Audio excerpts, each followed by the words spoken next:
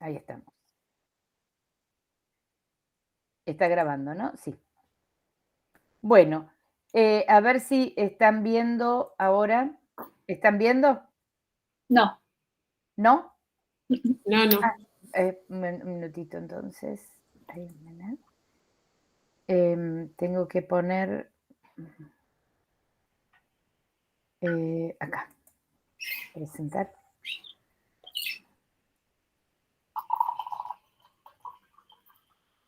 A ver ahora. Ahora parece que sí. ¿Están viendo ahora? ¿Sí? Sí. Ahora sí. Bueno, vamos a ver entonces, vamos a centrarnos ahora en la década de los 60 en la Argentina. Y esa década se va a iniciar con el informalismo argentino. ¿El informalismo dónde lo vimos? ¿Dónde se dio? En Europa.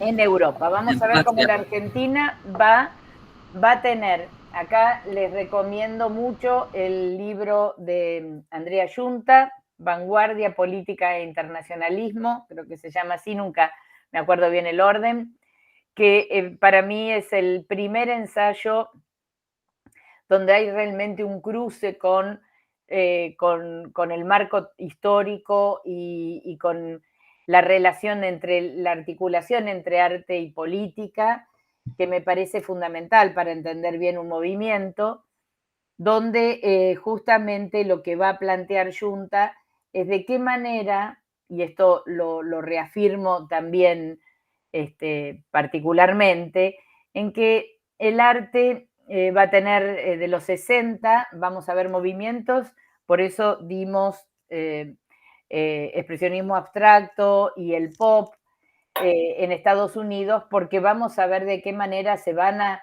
replicar en la Argentina los movimientos que ahora lidera Estados Unidos, ¿no? El minimalismo, el arte conceptual, el body art, el happening, es decir, el arte procesual, se van a dar en la Argentina, pero no como una copia de lo norteamericano, digamos, de estos movimientos internacionales. Es parte del espíritu de una época, pero también las características que va a tener el arte argentino están muy ligadas a la historia y a los hechos que se producen en la Argentina. El problema, por supuesto, es que nosotros no estamos en el libro, por ejemplo, El arte del 900 que escriben estos autores norteamericanos, ni tampoco en el de Acal, que escribe, ni tampoco en el de Ana María Guasch, que es esta historiadora española, porque no entramos en el arte internacional. Sin embargo, la riqueza y la originalidad del arte argentino es lo que me gustaría ir destacando cuando vemos cada uno de estos movimientos. No fue una copia, no fue emular un lenguaje internacional, sino algo que tiene que ver con nuestra propia identidad y el proceso intelectual y cultural de la Argentina. Bueno, la década de los 60 va a iniciar un lenguaje casi en las antípodas de esto que estamos viendo, ¿qué es? Una obra de arte Madí. Arte Madí. Exactamente. Madí y otras dos versiones más interesantísimas, todas tan importantes como Madí.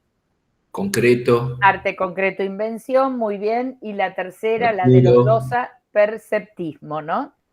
Es decir, el arte, lo que llamamos arte abstracto en la Argentina, que tiene mucho de uruguayo, por ejemplo, Rothfuss era uruguayo, ¿no?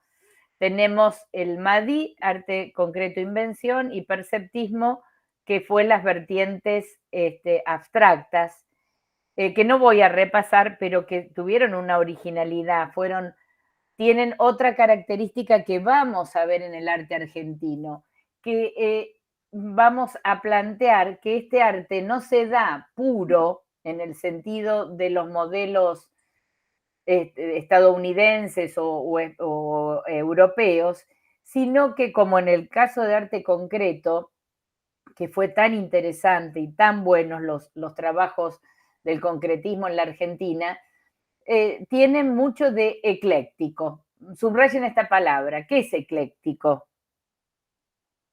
Variado, como que toma de Variado, muchos de lugares. distintas fuentes. Que toma de muchas fuentes, exactamente, muy bien, que es variado, que toma de muchas fuentes, que no es puro.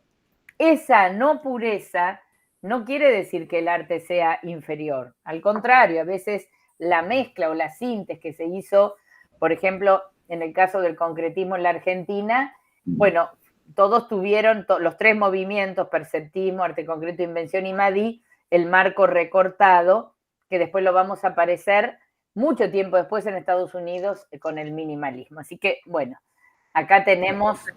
La obra en esencia propia, ¿no? Esto de que el marco me limita la expansión, ¿no? Mucho viendo al futurismo de este movimiento constante y bueno, no hay obra, no hay marco, tampoco hay tal pintura, sino es una existencia en sí mismo de esta forma. De la forma, muy bien. Y además la idea del marco era una idea muy, muy asociada a esta definición que le dio el renacentista Jean-Baptiste Alberti, cuando él decía un cuadro es una ventana que se abre en el muro, la idea de cuadro-ventana, de ilusionismo, es decir, acá se rompe, porque estos son elementos reales, ¿no? Concretos. La idea de perspectiva como representación de la realidad también. Exactamente, por eso... No pudo viajar a Europa por la guerra. Claro, exactamente. Entonces tuvieron que educar acá. Exactamente, pero eran gente muy culta, ¿no? Si uno lee a Tomás Maldonado, bueno, Tomás Maldonado fue uno de los teóricos más importantes también en el plano internacional, sí, realmente profesor en la Universidad de Bolonia, en Milán, director de la Escuela Alemana de Ulm, director, ¿no? Para que un argentino llegue a ser director de una escuela que fue como la continuación de la Bauhaus. Arquitecto era. Arquitecto, pintor y teórico, ¿no? Miren, el currículum una vez tuve que hacer un trabajo especial, un escrito y realmente el currículum de Tomás Maldonado es imposible de sintetizar.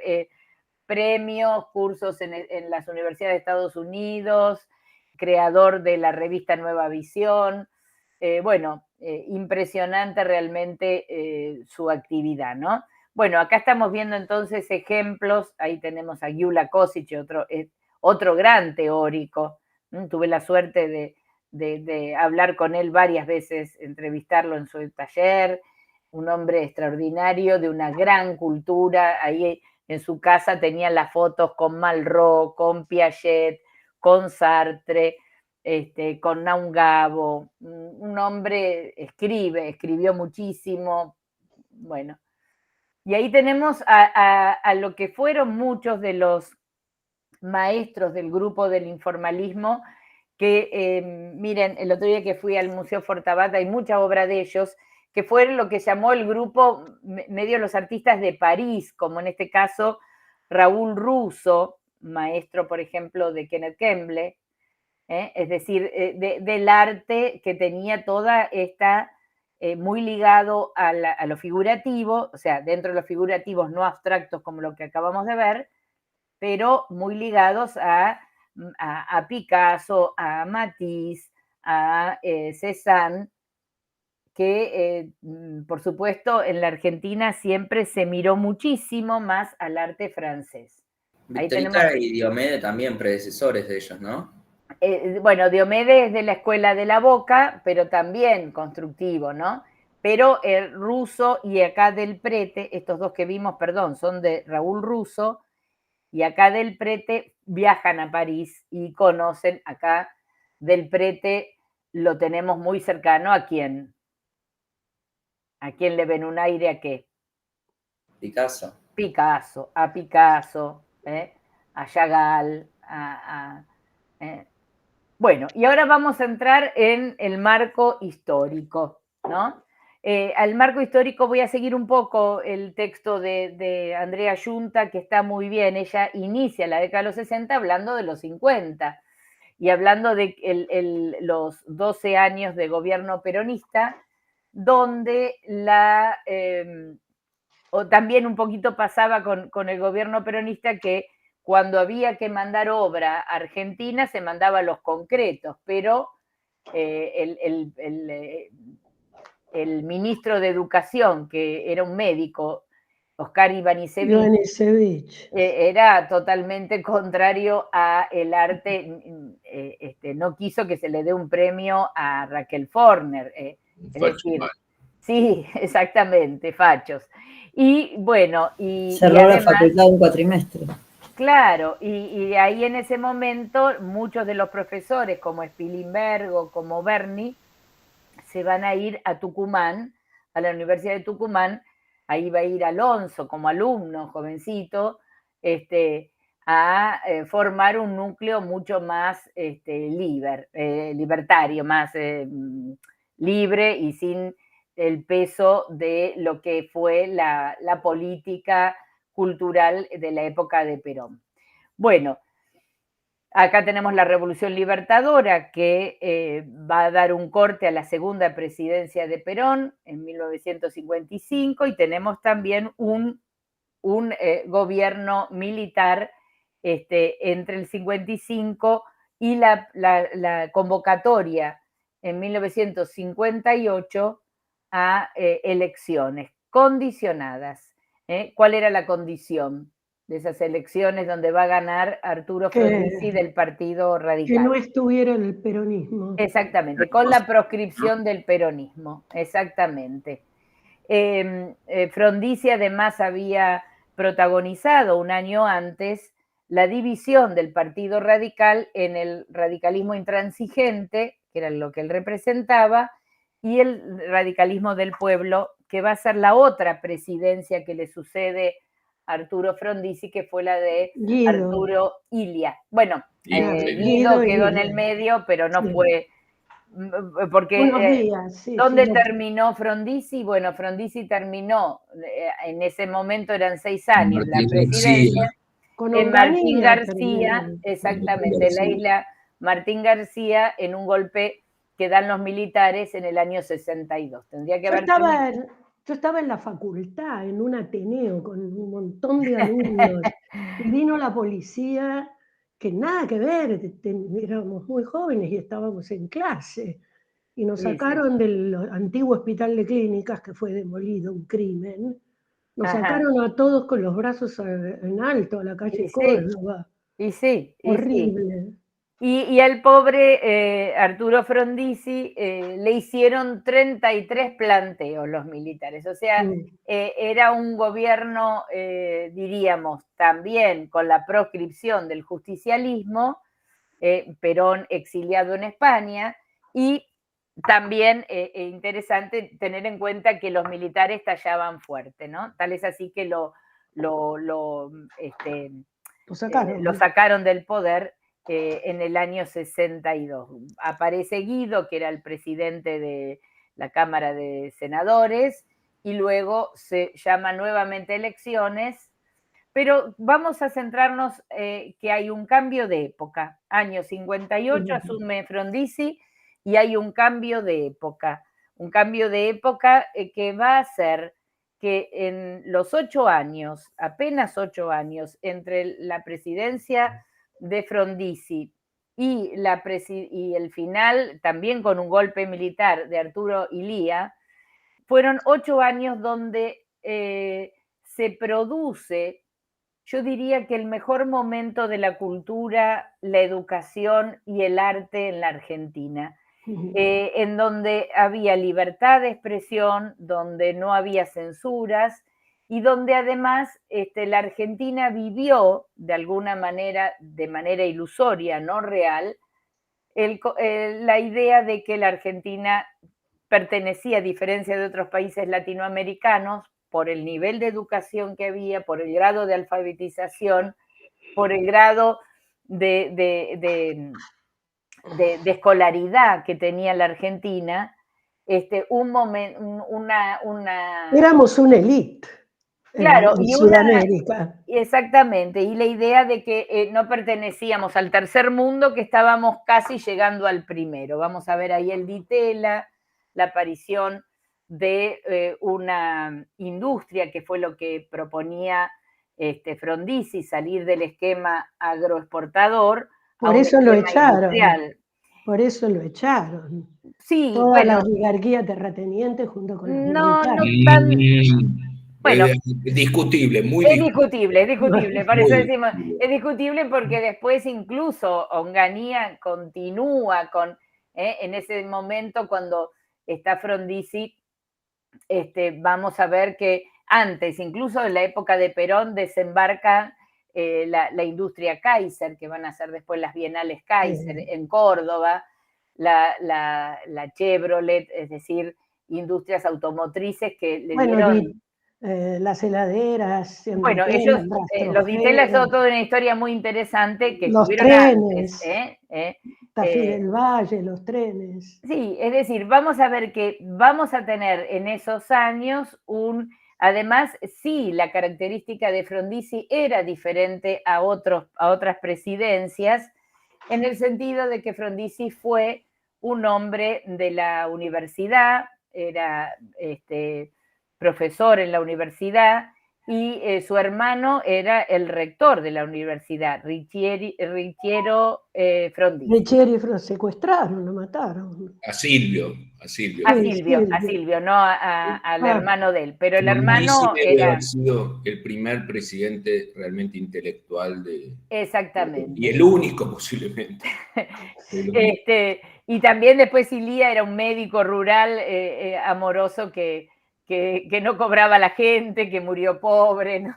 Algo inédito también después en la historia de las presidencias en la Argentina. Bueno, fue un momento de libertad, un momento en donde vamos a ver que además Frondizi viene con un lema que era el desarrollismo, ¿no? La idea del desarrollo industrial y Buenos Aires, que acapara todo, y a veces hablamos del arte argentino, pero muchas veces tenemos que circunscribirlo a este país desigual, ¿no? Donde todo pasa por Buenos Aires, se convirtió o quería convertirse, como querían los hermanos Ditela, en un centro artístico similar a las Bienales de San Pablo, similar a Nueva York, pero bueno, no se logró. Lo que vamos a ver ahora es todo el entramado cultural y lo que sucedió en esos años 60, donde vamos a ver, como decía Noé, una floración de movimientos, irrupción de movimientos, la gente se reunía, se formaron grupos artísticos que después en la época de la dictadura obviamente tuvieron que suspenderse, y discusiones políticas, intelectuales, que es lo que va a dar la pauta de lo que vamos a ver. Bueno, estamos en la Guerra Fría y ahí tenemos a Frondizi con dos representantes de dos espacios, ¿no? ¿Con quién?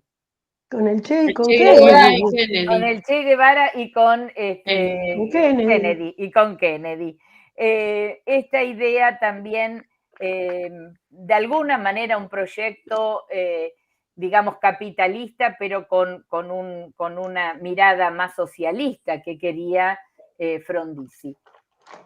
Bueno, ahí tenemos a alguien que también es muy adorable, que fue el doctor Arturo Illia, un presidente que no tenía ninguna aspiración a quedarse con dinero de nadie. Realmente un hombre dedicado, que nació en Pergamino. Vivía en Cruz del Eje. Sí, después en Córdoba, y ahí atendía a la gente que no tenía dinero, así que era un personaje y muy interesante, a pesar de que fue sumamente criticado por la prensa, porque se lo comparaba con una tortuga. Bueno, y aquí tenemos, sí, quienes fueron marcándole el paso a este momento, esa fragilidad. Obviamente que las elecciones, tanto la de Frondizi como la de Illia, condicionadas con la proscripción del peronismo, ¿no?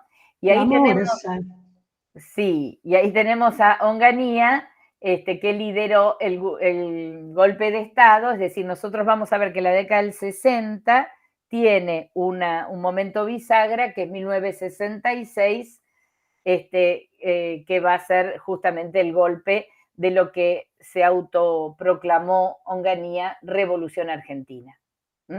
Y ahí tenemos en el lado derecho una revista que para estudiar la década de los 60 hay que ir a la Biblioteca Nacional y leerla, que es Primera Plana, ¿no? Es decir, una revista que estaba dedicada al mundo de las finanzas, a ejecutivos, pero que tenía un amplio campo de temas, entre los que aparecía el arte, el psicoanálisis, la ciencia, y bueno, la sociología, es decir, había artículos de lo que era la Argentina de esos años. Ahí tenemos la noche de los bastones largos, que fue el 29 de junio de 1966, donde lo primero que hizo Onganía al tomar el poder fue atacar a la universidad. ¿Por qué? Y bueno, porque la universidad era el lugar donde se supone estamos pensando, discutiendo y el libre pensamiento, ¿no? Es decir, la idea de la crítica, que es lo que a mí me gustaría también que practiquemos acá, ¿no? Es decir, pensar de diferentes maneras y pensar los problemas que hicieron nuestra historia, en nuestra historia del arte. Cualquier similitud. Corre por cuenta. No, digo, no. Yo lo que creo, no tengo ninguna en este momento no tengo ninguna preferencia política. Yo creo que la Argentina debería tener un poquito más de normalidad, ser más normal. Yo preferencia... No, igual yo me refiero a que siempre el ataque a los intelectuales Sí. es permanente, más allá de lo que ahora podamos pensar, ¿no? Yo estoy totalmente de acuerdo con vos. No hablemos de preferencias si no queremos en clase, pero yo a este gobierno le tengo mucho miedo. Y me refiero a las similitudes. Lo que no podemos dejar, después de tantos años y después de haber pasado una crisis que ya la vamos a ver en el arte, ojalá que podamos llegar a esto, que es el tema de lo que fueron los 70 con lo terrible que eso significó la dictadura del 76. No podemos dejar de lo que ganamos, perdimos la en educación, perdimos en economía, pero tenemos que resguardar algo muy importante, que es la libertad de expresión y de pensamiento, ¿no? Pensemos cada uno con libertad, porque es lo que nos enriquece finalmente, que es lo que van a hacer los artistas. Una consulta. Bueno, sí, cómo no. Perdón, por ahí es un poco hacia atrás la consulta. Sí. Pero tengo una duda, porque justamente estuve viendo programas cuando asume la nueva presidencia y todo eso, estuve viendo programas más o menos históricos de política.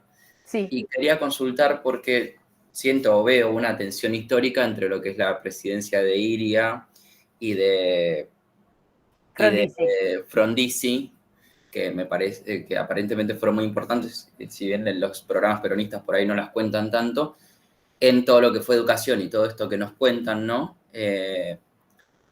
Pero al mismo tiempo con la tensión del peronismo proscripto que estaban, porque no podía estar el peronismo, entonces no se sabe hasta dónde era un gobierno piola y hasta dónde no. Y después también en base a la educación, que también dieron Perón y Evita. Entonces, ¿cómo es esa articulación compleja, ¿no? De un país que llega a una etapa muy, muy bien educada, pero al mismo tiempo con un peronismo proscripto, usando las herramientas de un gobierno en otro gobierno con otras situaciones, ¿no? Me llama la atención. Muy buena tu reflexión y tu pregunta. Yo no voy a contestar todo en este ratito. Yo lo que les puedo decir es que la historia no es lineal, no hay buenos y malos. No, digamos, uno puede pensar que todos los derechos que se dio durante, sobre todo, la primera presidencia de Perón, como el Estatuto del Peón, que era algo que no existía, los derechos de los trabajadores, el aguinaldo, las vacaciones, la cantidad de escuelas que fundó Perón. Yo fui a una escuela en Morón, escuela número 4, era el modelo de las escuelas peronistas, que eran muy buenas. Es decir, hay que mirar en todo un contexto. Ahora, la complejidad de esto que todavía en la Argentina muchas veces se lo compara a Perón con Con Mussolini. No, con el de, ¿cómo se llamaba? El presidente de Brasil, Getúlio Vargas. Con Getúlio Vargas. Y en Brasil no existe más un getulismo, ¿no? En la Argentina el peronismo sigue teniendo un fuerte arraigo, quiere decir que fue muy fuerte los años del peronismo, pero están llenos de contradicciones, que yo lo que les diría es que lo lean, lo analicen, porque, digamos, así como Perón se interesó y apoyó la escuela primaria y la educación, hubo un apoyo a la educación que no es lo que está pasando hasta hace poco acá, ¿no? Me parecía, hubo un abandono de la educación. Por otro lado, hubo una gran ambivalencia, ¿no? Es decir, el peronismo, Perón mismo va a estudiar a Italia y le interesa el proyecto de Mussolini. Hay libros de él que escribe sobre ese tema. Hay una aceptación de muchos jerarcas nazis, como se llamaba el que fue juzgado después en... Sí, que lo encontraron acá. En Pilar lo encontraron, en Escobar. ¿Cómo se llama? No me puedo acordar, sí, pero que se lo llevaron. Hubo un acercamiento de la Argentina a ¿cómo? Eichmann. Exactamente. Eichmann, que fue algo terrible, ¿no? Eichmann fue el creador la solución final, ¿no? Terrible. En Bariloche había muchos alemanes. Exactamente. Que inclusive lo habían embarcado a Perón en un proyecto atómico en la isla Huemul, que fue una estafa total, una burla. Perón era un... Bueno. Claro. Bueno, lo que decimos un poco es que hay muchas variables y sobre todo muchas cosas controvertidas. Y como vos decís, también es cierto que el problema más grande que tuvo este momento, decimos, glorioso que tuvo la Argentina en los 60, con la proscripción del peronismo. Y eso fue un problema, porque, ¿por qué no? El tema de la caída de Frondizi, entre ellos está que los militares que se habían enfrentado en azules y colorados, entre gorilas y más peronistas, como era en el caso de Onganía, no le permitieron a Frondizi, habían ganado las elecciones en la provincia de Buenos Aires una facción que representaba al peronismo. Andrés Flamini. Exactamente. Y entonces fue ahí cuando lo derrocan.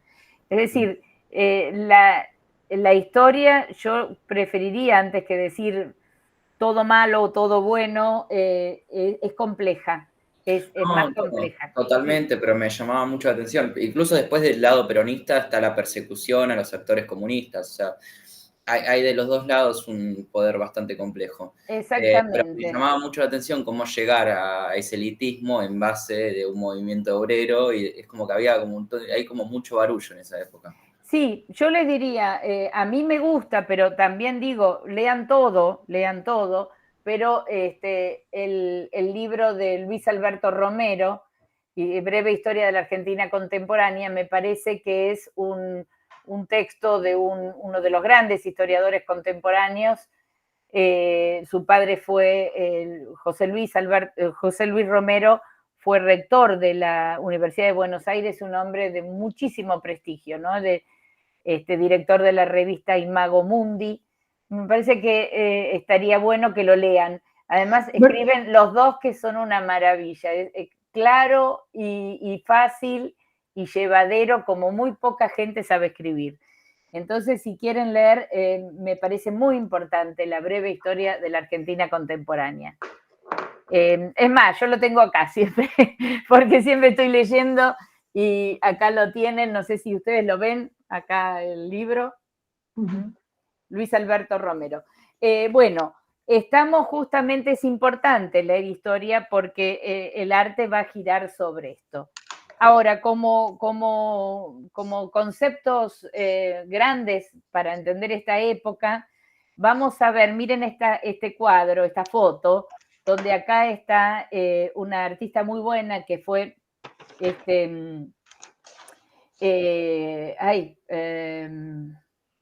Sara Grillo. Sara Grillo, ahí está.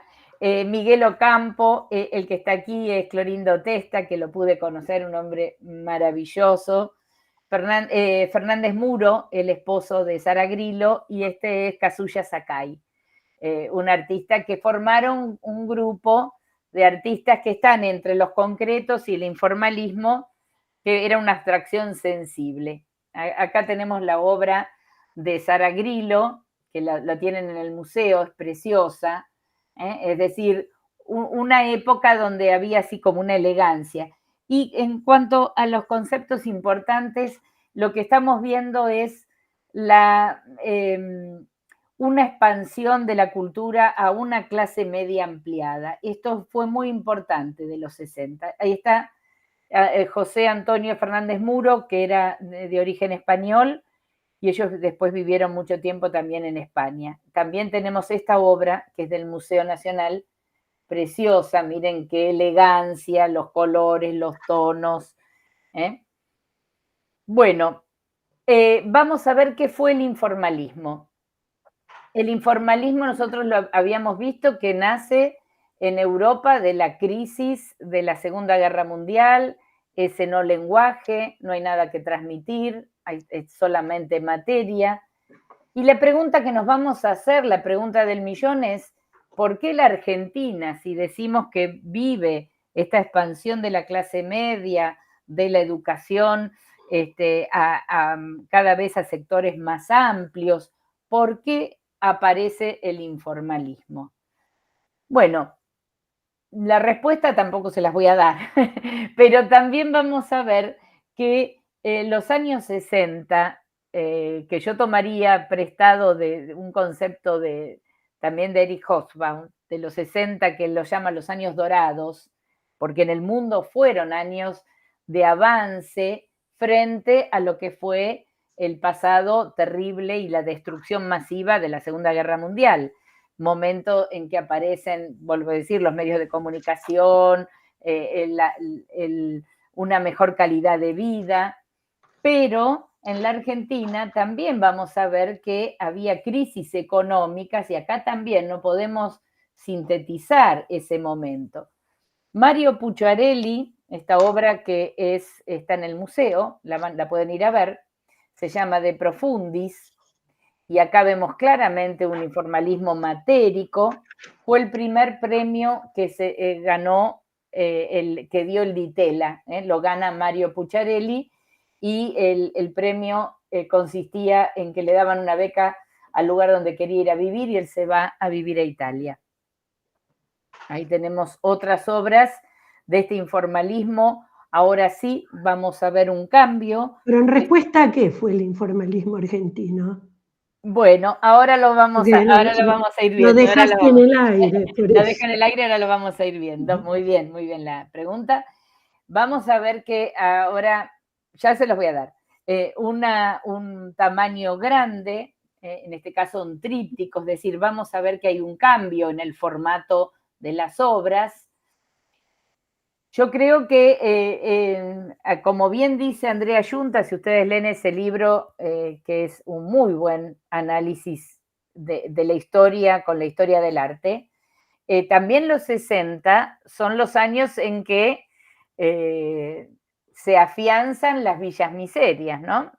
La obra de Berni, Juanito Laguna, es la presencia, digamos, definitiva del chico, de todos los niños de la Villa Miseria, ¿no?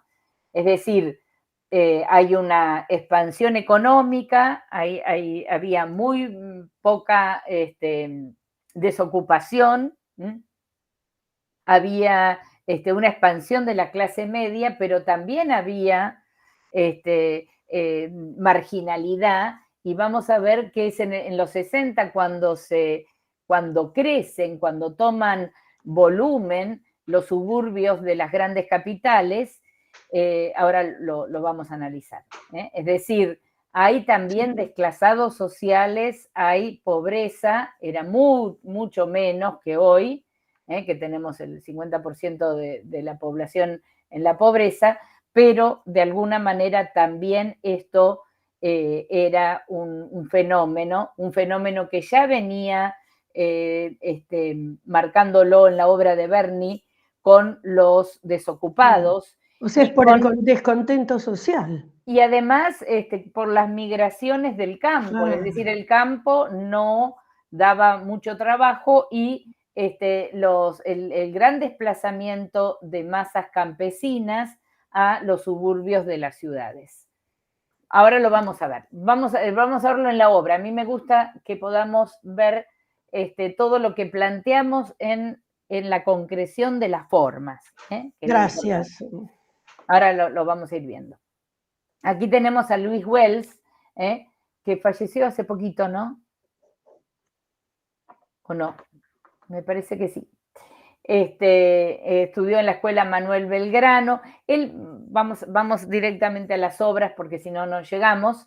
Miren esta obra, cuando hablamos de un informalismo ecléctico, fíjense que lo de él es más collage, un collage con objet trouvé, podemos decir en francés, ¿no? El objeto encontrado, el objeto desechado por la sociedad de consumo,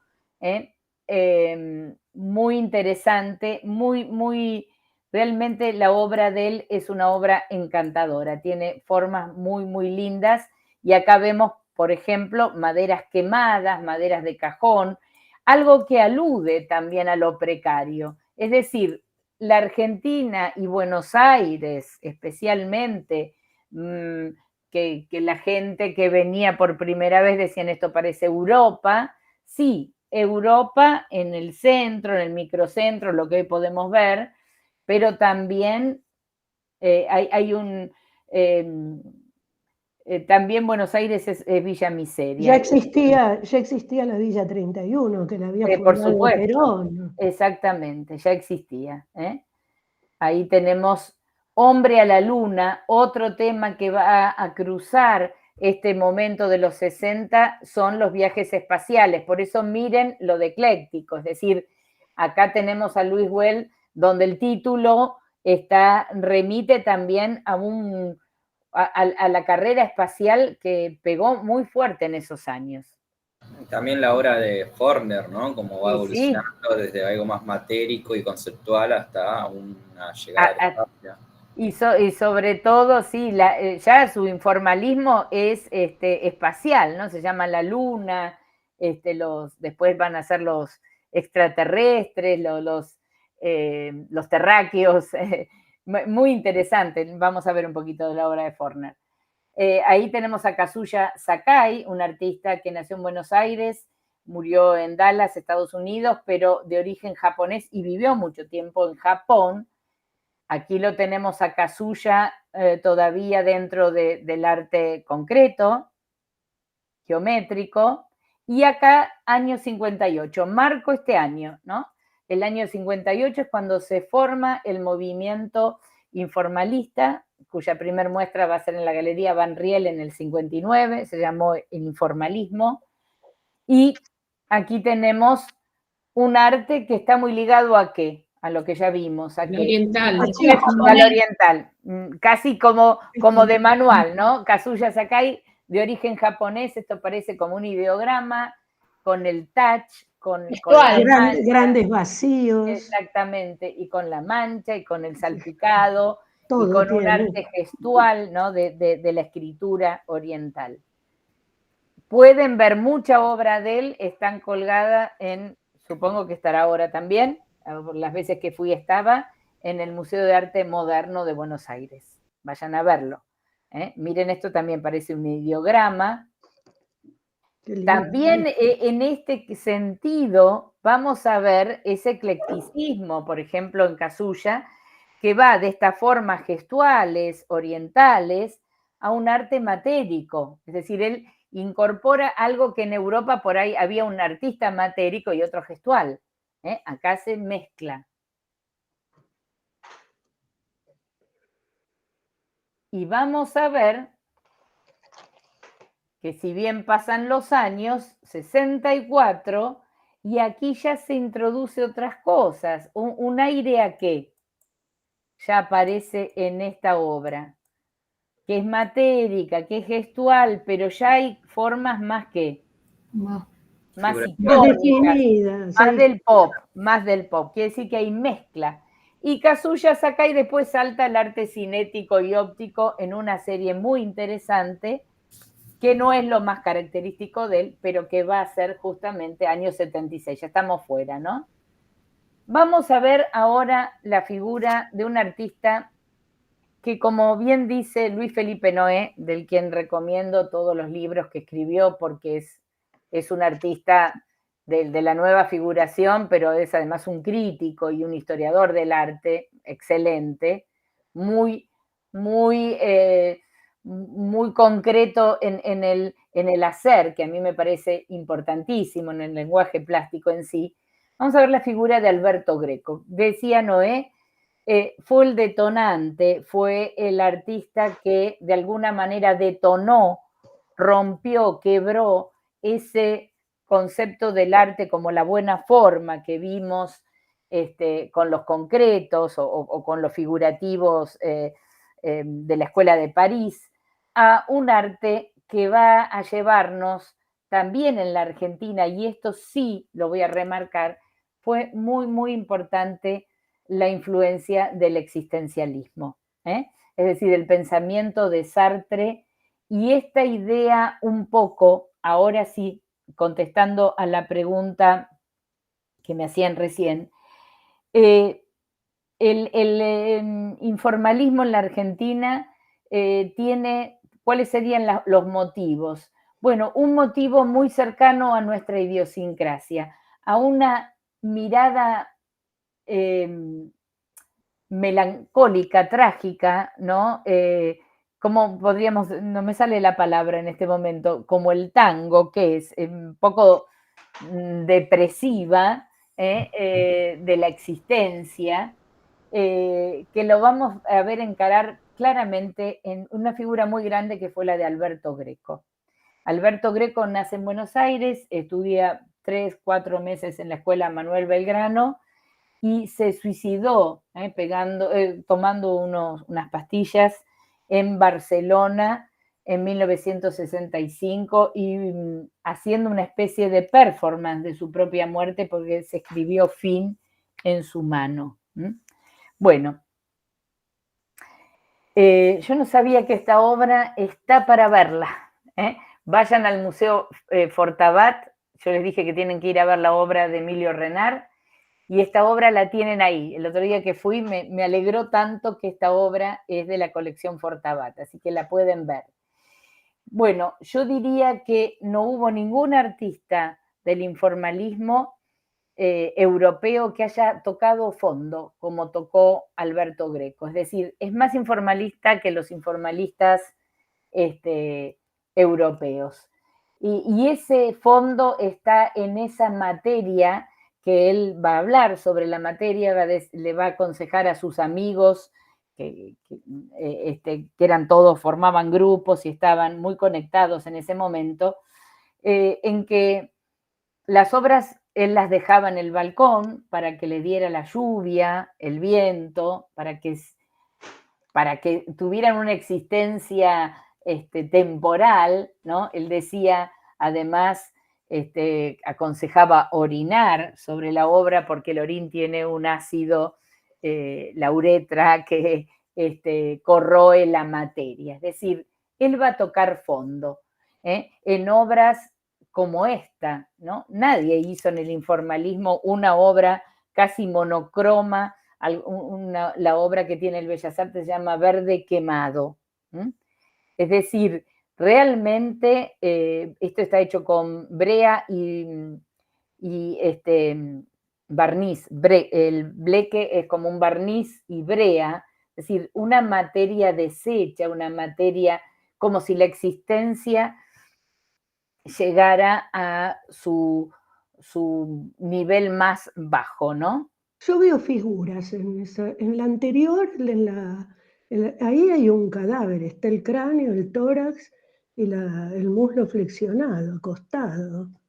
Bueno. ¿No lo ven? ¿Ustedes no lo ven? ¿Es Sí. un cráneo? Eso lo vimos cuando fuimos a Fortabat. Sí. Lo vieron. A cierta distancia, por ahí podés ver. Sí, nos pareció. Puede ser, y en el otro, en el que le sigue, te voy a contar por qué puede ser que no. Espérate un poquito. ¿Cómo es tu nombre? Adriana. Adriana.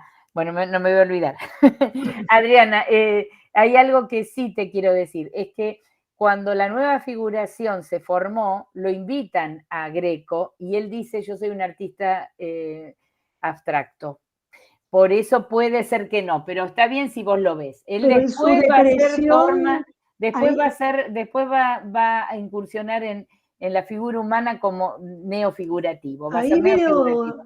Ahí veo un hombre con un chico alzado en la que sigue, en esa. Puede ser, pero él dice, él se excusa de formar parte, era muy amigo de Noé, trabajaba en el taller de Noé, pero él dice, no, yo soy figurativo, yo soy abstracto, perdón. Pero acá, Adriana,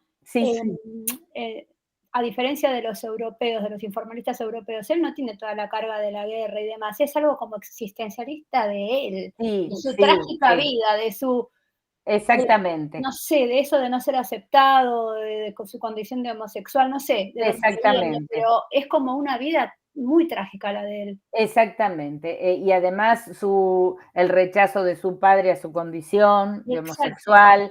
Y además hay una película que es muy interesante, porque yo esto una vez lo di con un amigo, profesor de teoría del cine en la facultad, y él pasó una película que se llama Los jóvenes viejos. Es decir, una película en blanco y negro. Bárbara Mujica. Exactamente, que muestra justamente esa disconformidad de una clase media que, después la película de Norman Brisky, La Fiaca, ¿no? Es decir, el antisistema. Hay muchas cosas para explicar esa, disconformidad en una sociedad que, que era joven. Los años 60 van a estar marcados por la idea de esta juventud que se impone frente a los jóvenes que antes, que hasta esa época los vamos a ver, como los Beatles con saco y corbata, ¿no? Es decir, las primeras actuaciones de los Beatles eran todavía vestidos como la gente seria y grande, ¿no?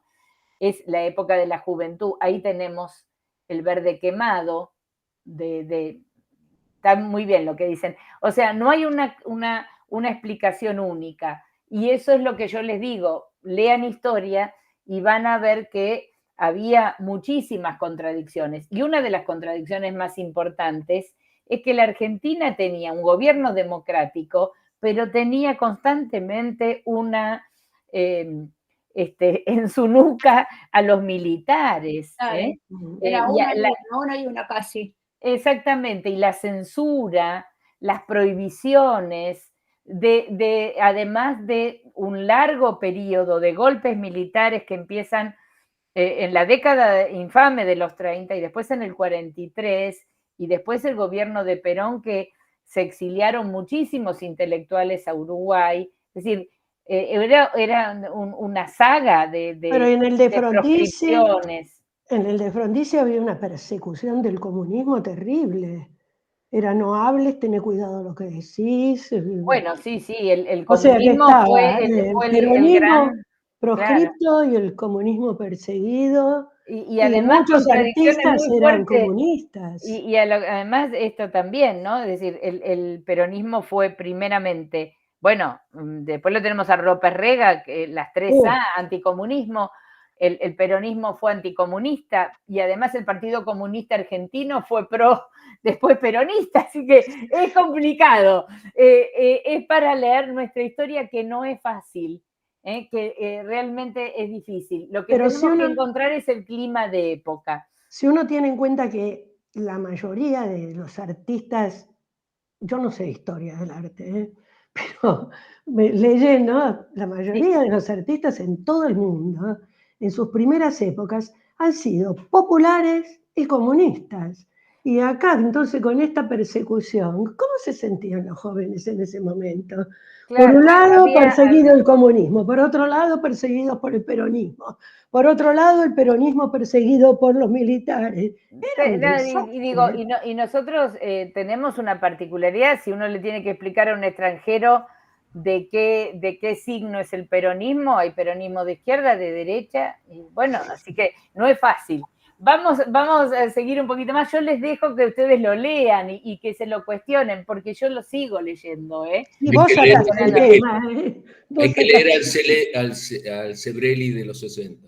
Claro, también, a Sebrelli, y también le voy a aconsejar un libro que sacó mi hija, que salió ahora, que se ¿Escribe? ¿Tu llama, hija escribe?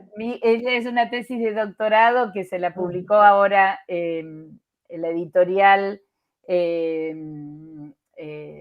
Fondo, Siglo XXI, que se llama, anótenlo si quieren, se llama Punto de Vista, es el análisis de la obra de la revista que sacó Sarlo, Carlos Altamirano, Juan Carlos Portantiero y Ricardo Piglia desde el año 76 al 2008. Entonces es un repaso. ¿Cómo se llama tu hija? Mi hija Sofía Mercader. Y la verdad que sintetiza mucho mejor que su madre, mucho mejor que su madre. ¿Es la que vive en Suiza, dijiste? En Dinamarca, pero en Dinamarca. ¿Viste lo que se quemó en Dinamarca? No. Se incendió el edificio más importante donde funcionaban, no sé si las cooperativas o los sindicatos del año 1600 y pico. Se quemó peor que ellos dicen que ese edificio para ellos era su Notre Dame. ¿Esto fue ayer? Terrible, ¿no? Esta mañana yo vi Esta mañana no lo sabía. Derrumbado el techo, todo un desastre. Qué terrible. Después voy a mirar. Mi hija vive en una ciudad que se llama Aarhus. No sé cómo se pronuncia, pero es Aarhus. Bueno, escribe muy bien sobre todo este proceso, ¿no? Y de cómo, punto de vista, que era una revista de gente de izquierda, toda la discusión en la época de Alfonsín, ¿no? Una revisión sobre el socialismo, bueno, interesante para que ustedes vean la complejidad que tenemos. Vamos a una cosa que me encanta que escribió Luis Felipe Noé en un homenaje a Alberto Greco, que era muy amigo de él.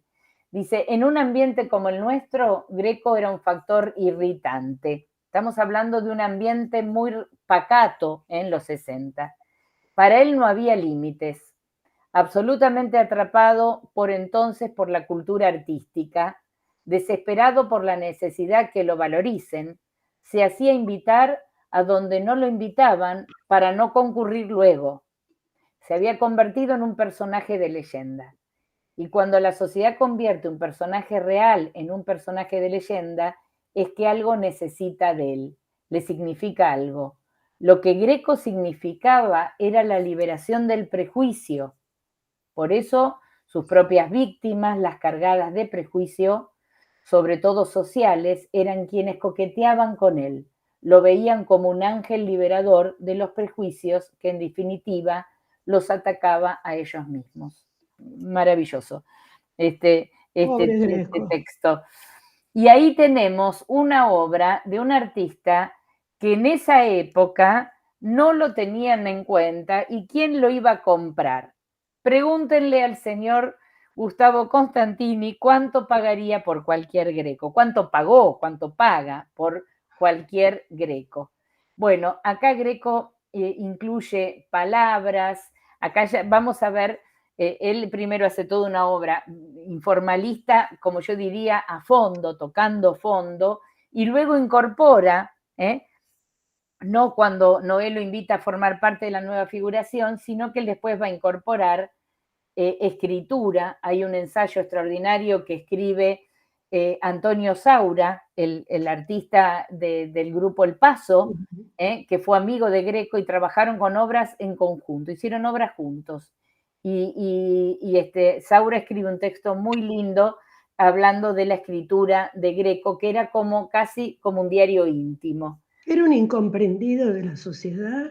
Era un incomprendido y él quería ser un incomprendido. Él quería ser justamente, una vez lo invitaron o no lo invitaron a una muestra, y era un hombre sándwich con un cartel adelante y atrás, en la puerta de la galería, no sé qué galería era, y decía Alberto Greco, una obra fuera de catálogo. Muy interesante. Bueno, y aquí tenemos lo ecléctico, ¿no? Fíjense, como en esta obra ya tenemos elementos de la revista Marie Claire, una revista francesa, tipo, no sé si es tipo Hola o tipo la palabra Kennedy, que era justamente esos años, y Greco junta todo, ¿no? Lo gestual, letras de molde, collage, anotaciones al margen, la idea justamente de lo disruptivo, ¿no? Vuelvo a decir, ¿por qué hoy cuesta tanto Greco? Bueno, porque Greco era un hombre sumamente genuino. Acá hay una verdad en el arte de él. Era un personaje transgresor, por ejemplo, él una vez quería viajar a Europa y no tenía dinero, y entonces saca una nota en el diario diciendo que él había formado parte del grupo de María Elena Walsh y Leda Valladares investigando el cancionero del norte argentino, y que a ver si le ponían plata para viajar. Logra viajar, y cuando llega a Francia, a París, donde vivía María Elena Walsh, lo quería matar, porque era mentira, no había formado parte de eso, pero se las ingeniaba para estar en todos lados. Bueno, y él es el creador de lo que se va a llamar el vivo dito. Ahora vamos a ver, ahí está Greco trabajando, ahí tenemos las escrituras que parecen casi como dice Antonio Saura, un diario nuestro, un diario íntimo, y él además saca, escribe libros a mano. Ahí lo tenemos a Greco en unos rollos que desenrollaba con chicos, es decir, un arte cada vez más vivo. Él quería tener, esto es parte también de los 60, la idea de algo muy vital, de una comunicación muy directa. ¿Con quién está ahí? Con Marta. Con Marta Minujín, miren qué linda foto.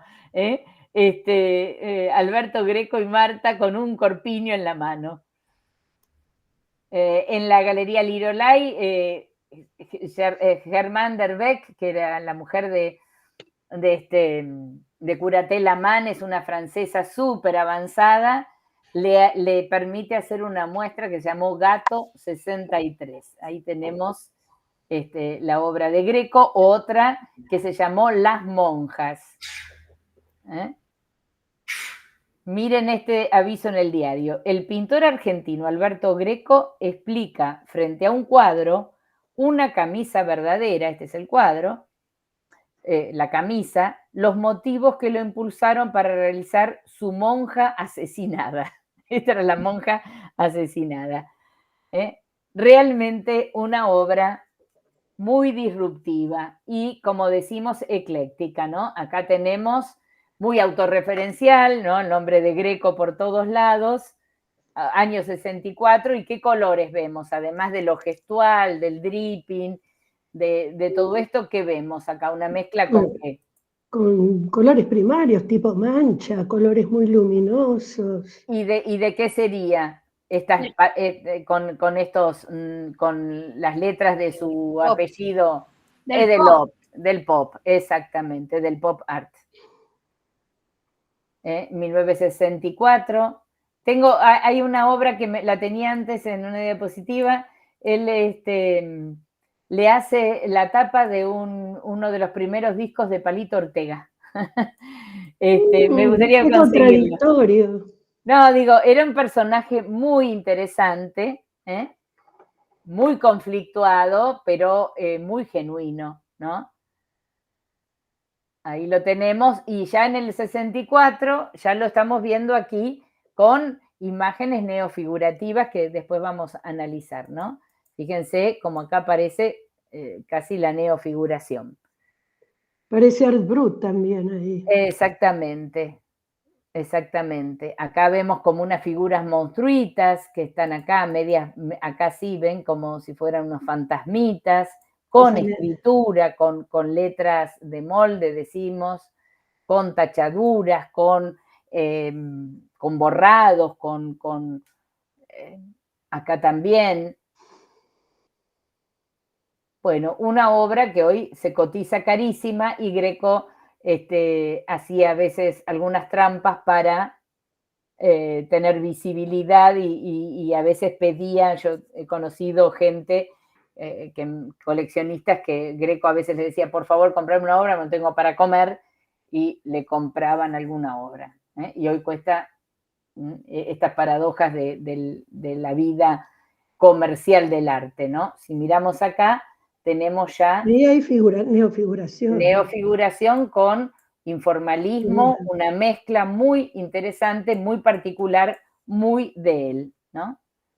Esta ya la vimos. Esta es con Antonio Saura, y si uno se pone a mirar bien, podemos diferenciar crucifixiones y asesinatos sobre la muerte con motivo del asesinato de John Kennedy. Ahí tenemos un collage donde aparece la policía con Jackie Kennedy, las cruces y la letra de Greco, y también ahí está Kennedy, imágenes de revistas, collage, y con Saura los hizo, ¿no? Y esta otra también.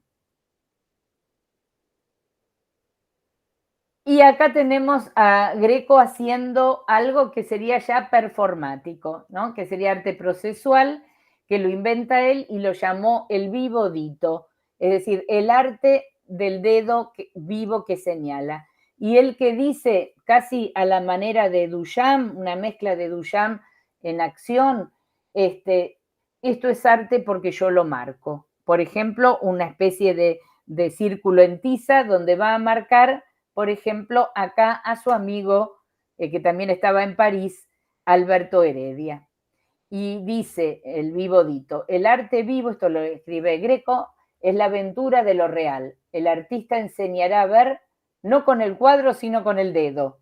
Enseñará a ver nuevamente aquello que sucede en la calle. Es decir, no un cuadro, sino lo que sucede en la calle.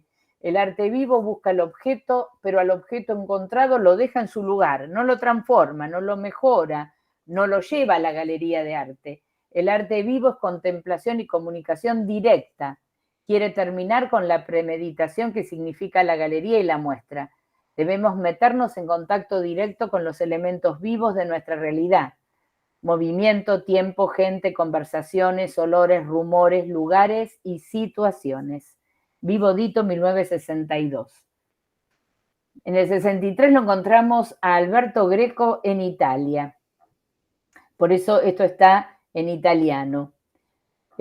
Por solo poquis días, ¿no? Cristo 63 en las puertas del Vaticano, y él aparecía como una monja, pero desnudo de la cintura para abajo, que le valió y tirar una bolsa con coballitos a los pies de Sandro Pertierri, que era en ese momento el presidente en la Bienal de Venecia, que lo expulsaran de Italia y le dijeron personaje no grato. Y se va a ir a España. se va a ir a un pueblito que se llamaba Lavapiés. Miren el cartel, lo que saca, miren, él juega también con los medios de comunicación, ¿no? O sea, a un elemento pop. Alberto Greco te invita a un viaje de pie en el metro, de Sol a Lavapiés, el viernes 18 de octubre, 19 horas y 5 minutos. Duración imprevista, Greco firmará gente y situaciones. Es un momento vivodito. Llega a Buenos Aires, empapela la calle Corrientes con estas, bueno, no sé si empapela, pone algunas cuadras porque no tendría mucho dinero, pone estos afiches que dice Alberto Greco, qué grande sos. Ahí está, en la esquina, en los años 60, el qué grande sos era relativo también a, lo usaba Perón. Claro, Perón, qué grande sos. Exactamente. Todo un juego sí, interesante. O sea, lo pone porque sí.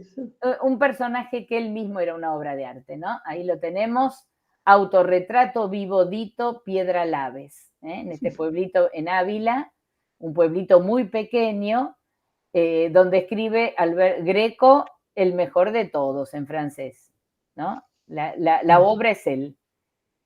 Y ahí hizo el manifiesto Rollo Vivodito, lo hizo en Piedra Laves. Exactamente. Ahora vamos a ver unas fotos buenísimas, unas fotos realmente increíbles. Ahí tenemos Madre Superiora, esta performance del Vaticano que lo echan. Albertus Grecus 23, miren lo que es esto, ¿no? Realmente y él aparece como una monja rezando, Ciudad del Vaticano, diciembre del 62. Y ahí está en el 63, como les dije, él se tiene que ir de Italia porque lo echan y se va a Piedra Laves en Ávila, fotografías de Montserrat Santamaría. Estas fotografías son una obra de arte en sí, ¿eh? Miren la calidad, este blanco y negro, y ahí lo tenemos Alberto Greco con un delantal de pintor, y un gorro, y con esta señora de esta España de la época, vuelvo a decir, de franquista, ¿no? Esto es un Alberto Greco, es decir, él señala gente, ¿no? La obra es casi más grande su firma que la señora que sostiene el cartel y él marca con el dedo, esto es un Alberto Greco. Y ahí está. Buenísimo, miren qué imágenes, qué hermosas estas fotos. Fotaza. Sí. Esta me encanta, esta es una foto, una obra maestra, ¿eh? Para mí es una de las cosas más lindas que vi. Obra de arte señalada por Alberto Greco, miren la calle de Piedra Laves con las sábanas colgando y la señora en negro con las sábanas blancas, realmente el gradiente que tiene de grises es una maravilla. Y ahí están los rollos desenrollados que él va a hacer, esta pintura casi como un diario íntimo. Ahí está con los chicos del pueblito. El manifiesto Rollo Arte Vivo Dito. ¿Y con qué trabaja otra vez? Con elementos del pop, ¿no? Acá sí, es una publicidad. Como el pop inglés parece. Sí, exactamente. Y dice Greco, yo también me he cambiado a Greco, lava más blanco, Greco. Lava más blanco. Y acá una cosa muy terrible, porque él hace esto, que es la foto de él que lo habíamos visto señalando el círculo ese, dice la muerte de Alberto Greco en 5 personajes. Muy interesante porque es un poco un adelanto de ese fin trágico de su suicidio, ¿no? Y después él hacía libros de poemas, en 1950 tenemos 150 ejemplares, Alberto Greco, Fiesta. Después va a tomar este tema de los besos brujos, que es de una música, ¿no? De un tango. ¿De un tango es Besos Brujos? Sí, creo que sí. Y después él va a hacer también una performance con Antonio Gades, el bailarín flamenco. El del bolero de Ravel. Exactamente. Miren esto, qué interesante, que se llama, es un dibujito de Alberto Greco que se llama Guillotín, murió guillotinado. Y es todo cortado en pedacitos. Yo no tengo este libro, Guillotín murió guillotinado. ¿Lo tenés? Sí. No lo tengo. ¿Lo compraste en una librería? Mira, me lo regaló porque hice una entrevista a una curadora de la muestra. Yo tuve que hacer un trabajo para la UNA sobre Alberto Greco. De hecho, viajé a Piedralaves. Bueno, fue no me digas. Maravilloso. Ay, qué bueno. Entrevisté a una chica que hizo un video, una película también en Piedralaves, ella, que es curadora del moderno. Y bueno, y después que tuvimos esas entrevistas, esas charlas, me regaló, fui en agradecimiento a llevarle un presente hasta el museo, y ella me regaló el libro de Guillotín murió guillotinado. ¿Y están editado acá? Sí. Mira, creo que sí. La verdad que te digo sinceramente, no lo leí todavía. Pero sí. Ella recopiló todas las escrituras junto con su hermano, todas las escrituras de Greco.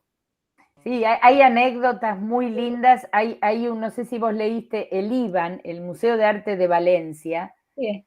Fue el primero que saca un texto sobre Alberto Greco. Escribe el hermano de una escritora importante y cuenta de qué manera Greco un día quería conocerla a Silvina Ocampo.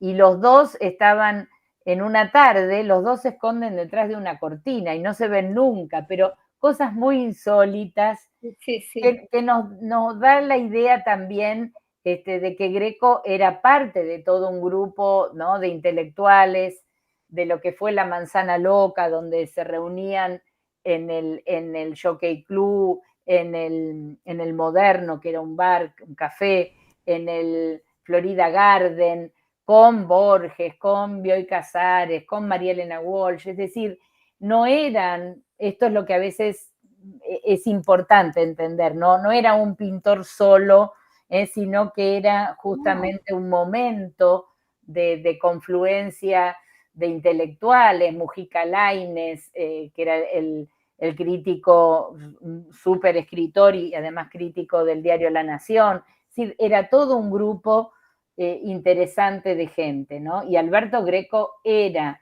un personaje que le interesaba todo, ¿no? Exacto.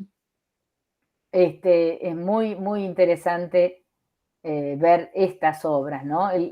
Y además la puesta al día de todos ellos, no solamente por el collage, sino porque además era un poco, no eran émulos del pop. Esto no tiene nada que ver con el pop que acabamos de ver norteamericano ni inglés, es muy argentino, ¿no? Y sin embargo, bueno, pone lo de Kennedy, que era la noticia de esos años. El asesinato de Kennedy fue algo que estaba toda la prensa atrás de esto. Bueno, voy a hacer rapidísimo para la clase que viene seguir, o están muy cansados. A ver qué les parece. ¿Están cansados? Un poquito, sí. Bueno. La cabeza explotada. Bueno, entonces estamos. Pero ¿se entendió? A ver, pregunta del millón. Déjenla tranquila la profesora. ¿Se entendió lo que estuvimos viendo? Sí, se entendió. Bueno, porque yo a veces digo, hay tanta información, pero quiero ser clara, quiero que se entienda bien. Bueno, vamos a ver la clase que viene, un ejercicio así multidisciplinario que fue arte destructivo, creado sobre todo por la figura del otro gran informalista que vamos a ver, que es Kenneth Hemble. Bueno, siempre me preocupa el querer dar todo, llegar a todo, pero bueno, también es cierto que todo no se puede. Profe, si pudieran subir la clase más o menos pronto, porque sobre todo la parte que viste informalismo, que viste lo de Francia, España, del pop creo que fue. Sí. Ahí era tan rápido que no podía ni siquiera tomar nota, así que si pudieran subirlo Perdón, sí. Estaría bueno. Quise darlo para no dejarlos sin eso que es interesante, ese material, sobre todo para que lo conozcan. Si un día viajan al Reina Sofía van a ver las obras tan sutiles y irónicas del grupo Crónica. Bueno, cómo no. Voy a dejar ahora de grabar.